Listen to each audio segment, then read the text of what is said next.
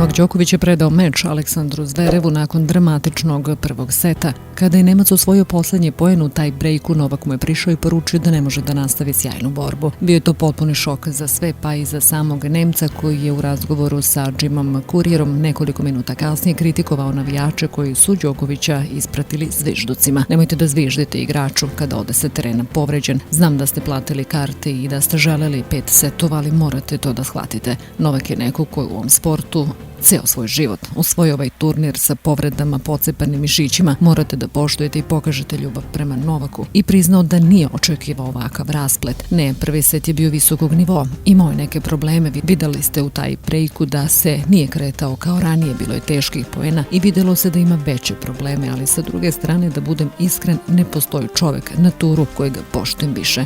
Kad god imam problem, njemu pošaljem poruku ili ga pozovem. Mogu da pričam sa njim satima, uvek je tu i neko je ko mi puno pomaže. Samo poštovanje imam prema Novaku, rekao je Zverev.